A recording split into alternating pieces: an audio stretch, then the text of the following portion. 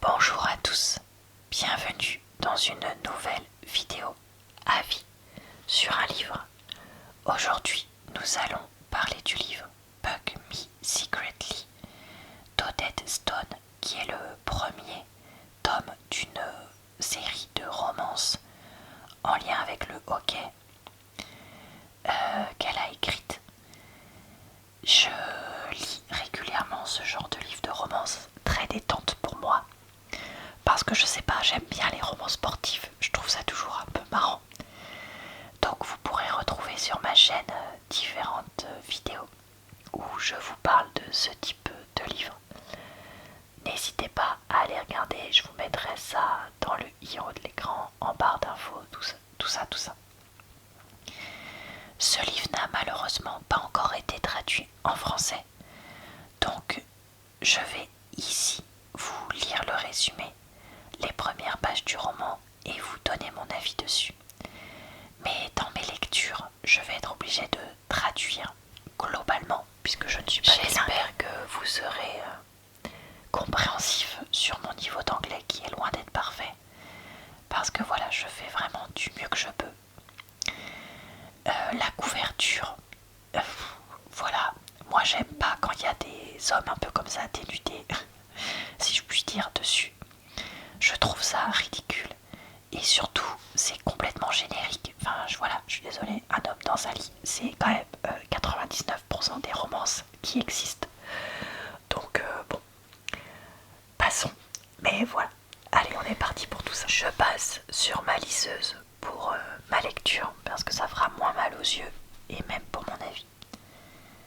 Je n'ai jamais été amoureuse, je n'ai jamais eu de orgasme, mais j'ai fait semblant plein de fois. Je veux avoir l'expérience du vrai amour, qui est passionné. Je ne veux pas mourir.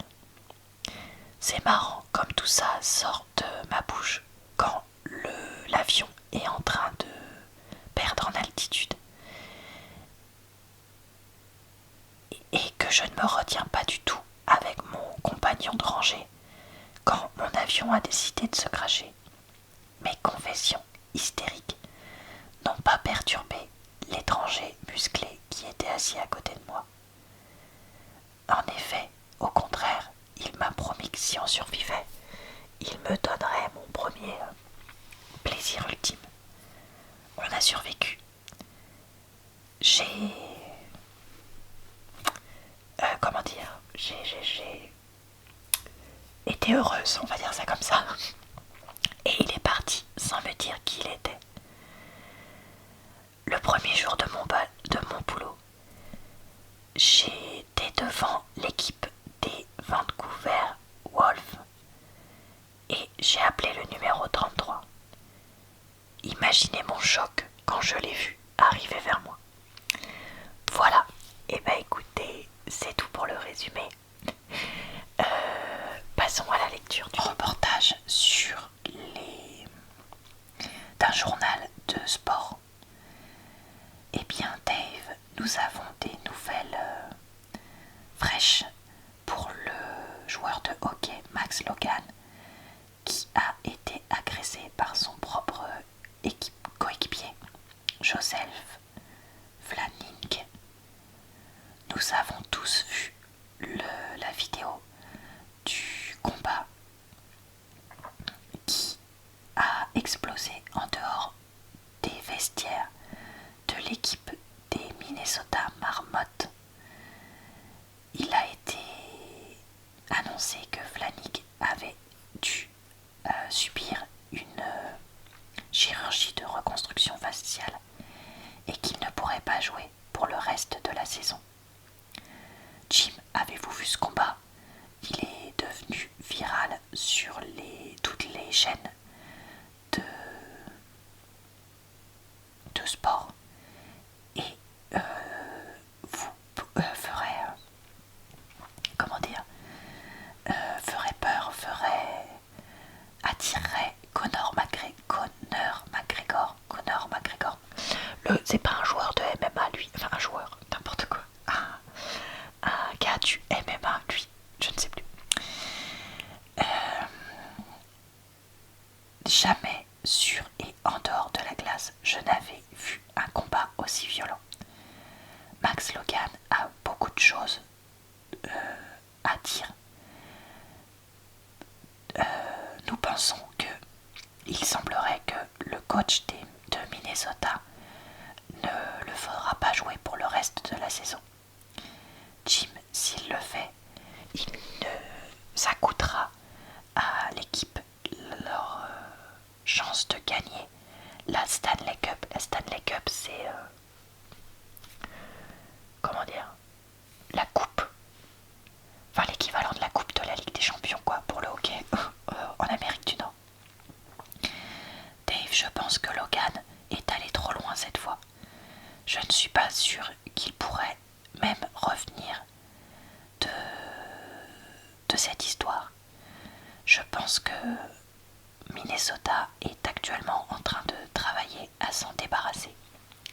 Jim, je suis d'accord, mais si ça arrive, les chances de Logan d'être accepté dans une nouvelle équipe sont minuscules, malgré son talent sur la glace. Aucun chef d'équipe, aucun, comment dire, dirigeant d'équipe de sport risquerait ce type de comportement en dehors de la glace parce que ça peut faire dérailler une équipe. Ce soir a peut-être été le dernier match professionnel de Max. Chapitre 1. Je traverse le lounge de l'aéroport, arrive jusqu'au bar, jette mon sac sur la chaise à côté de moi. Qu'est-ce que vous prendrez? Me demande le barman alors qu'il place un sous-verre devant moi. Un gin and tonic, s'il vous plaît. Je sors mon portefeuille. Faites-en un double. J'étais en train de rentrer à la maison. Un remontant liquide était nécessaire. Mon téléphone se mit à vibrer. Salut maman, mon cœur, comment ça va? Je vais bien. Ton père et moi sommes tellement excités de te voir. Je n'ai pas... comment dire? Je ne m'abaissais pas, je ne m'embêtais pas, je n'essayais même pas de cacher l'amusement dans ma voix. Maman, il y a à peine 2 mois, tu étais à ma remise de diplôme. Cela n'avait pas été une formalité de persuader mes parents de me laisser passer l'été à New York après ma remise de diplôme universitaire, mais ils avaient plié. Rory, tu sais ce que je veux dire. On est tellement heureux que tu rentres à la maison. Ça a été 4 longues années. Je ne suis pas exactement d'accord. Ça a été les 4 meilleures années de ma vie. Vouloir de l'indépendant, sachant que je voulais être indépendante, j'avais choisi une université le plus loin possible de la maison. Mais mon temps de liberté était en train de se terminer et la vie prodige était en train de rentrer à la maison. J'adorais mes parents. Ils étaient du type parents hélicoptères, mais ils m'aimaient, parfois trop.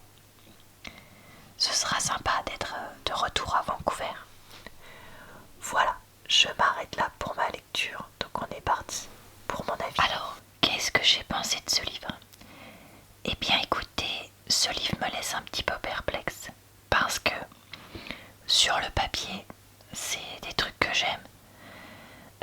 Des personnes qui se rendent compte qu'en fait elles vont devoir être proches l'une de l'autre, donc là c'est le côté proximité, le côté joueur de hockey et nana autre, le côté je veux prouver à ce milieu que je suis capable de faire quelque chose, le côté voilà fille à papa qui va un peu se rebeller petit à petit, enfin tout ça.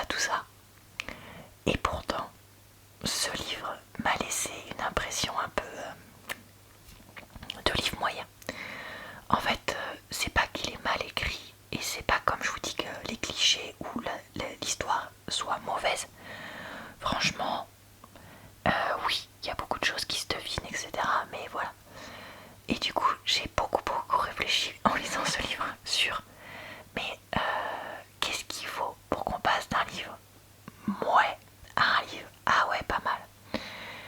Et en fait, je pense que ici on a un problème de quantité de personnages secondaires et surtout de leur intérêt. Parce qu'en fait, les méchants dans ce livre sont vraiment très méchants, mais vraiment méchants bêtes. Pas méchants qui puissent être intéressants ou méchants où on se dit ah ouais, gna gna gna. Non, là c'est vraiment méchant, inintéressant. Et surtout, c'est tellement gros comme une maison dès le début qui ça va être que je me suis dit mais ouais bon ok, mais du coup comme c'était pas fait d'une façon où je sais pas on pouvait comprendre ou réfléchir ou changer de façon constructive ou originale, ben là bon voilà ça m'a pas laissé un intérêt. Les parents de l'héroïne, clairement moi j'avais envie de, c'est le genre de personnage que j'ai envie de prendre et de secouer en disant mais pourquoi tu es comme ça. Parce que je les ai trouvés très fades, vraiment malheureusement, et tellement basiques et obtus. Voilà, moi j'ai du mal avec les gens obtus dans la vraie vie, mais alors là dans le livre c'était vraiment voilà de complètement bouché pendant longtemps, et ça m'a saoulé. Et en même temps à vouloir garder un pseudo secret, mais en même temps on va pas dire, mais on va finir par dire secret qui pareil était assez flagrant. Mais ça, je vous dis, voilà, le côté cliché où on devine au fur et à mesure qu'il va se passer, c'est pas ce qui m'a le plus gêné. Après, je trouve que les deux personnages principaux sont trop mignons l'un envers l'autre.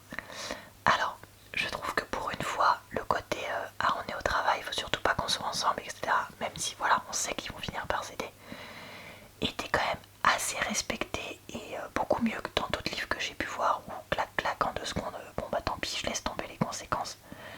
Là non, c'était quand même beaucoup plus poussé, donc ça c'est vraiment un point positif. Le héros, pour moi, est vraiment craquant dans sa gentillesse, et même s'il a le côté ex-mec, homme à femme, pardon, je trouve que ça c'est quasiment pas mentionné là, et du coup ça, il est vraiment extrêmement touchant, extrêmement gentil. L'héroïne aussi, on sent que c'est quelqu'un qui est gentil, qui veut faire le bien, et ça m'a fait parce plaisir. Parce que c'est vrai que ces derniers temps, sous prétexte de lire des héroïnes très fortes, etc., j'ai pas la langue dans ma poche. Je trouve que des fois ça devient presque trop caricatural et trop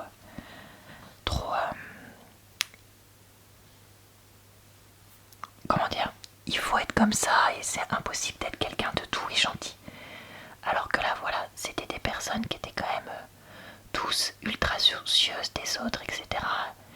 Respectueuses, et ça m'a fait plaisir et j'ai trouvé que ça changeait. Mais du coup, la combinaison personnage doux et gentil, méchant, très méchant mais bébête, parents obtus et quasiment aucun autre personnage secondaire. Vous voyez, j'aurais bien aimé avoir quelques amis, des trucs comme ça. Ben, je trouve que ça fait un livre qui est, voilà, sympatoche, mais vraiment sans plus. Alors que je pense que si on avait eu quelques amis ou de l'héroïne ou quelques, comment dire, coéquipiers du héros qui seraient un peu plus intervenus pour rajouter un peu du piquant, bah, ou un côté comique, et ben on aurait hop gagné 2 ou 3 points sur 10 en faisant vraiment pas grand chose. Donc voilà, écoutez, je pense que c'est vraiment un livre, si vous adorez les romances, ok, vous aimerez. Si vous aimez les héros-héroïnes gentils, vous aimerez. Par contre, si c'est pas votre truc, ça, laissez tomber. Je tiens à dire qu'il y a des scènes intimes explicites, notamment une assez au début du livre, je sais que tout le monde n'aime pas ça, moi ça m'a pas gêné parce que ça restait occasionnel. Je crois qu'il y en a 3 ou 4 dans un livre de un petit 300 pages. Franchement, perso ça va, c'est la quantité qui me va. Et voilà, après le meilleur comment dire, SEXE de toute ma vie, bon voilà. De sa part à lui, ça paraît quand même un peu irréaliste. Mais écoutez, c'est comme ça. Ça reste un défaut trop commun, mais que j'ai du mal à pas trouver des livres où il y a ça. Donc bon bah c'est comme ça, c'est comme ça. Voilà, et bah écoutez, c'est tout pour mon avis. J'espère que cette vidéo vous a plu, relaxé et diverti. Je vous retrouve très vite dans une prochaine vidéo Booktube sur ma chaîne et d'autres vidéos à propos des livres. Je vous souhaite une bonne soirée, une bonne nuit ou une bonne journée. Je vous retrouve également pour d'autres types de vidéos quasiment tous les jours et normalement le mercredi sur ma chaîne secondaire. Je poste aussi pas mal sur mon compte TikTok à propos des livres, donc n'hésitez pas à y jeter un œil. Et je vous dis donc à très bientôt dans une prochaine vidéo.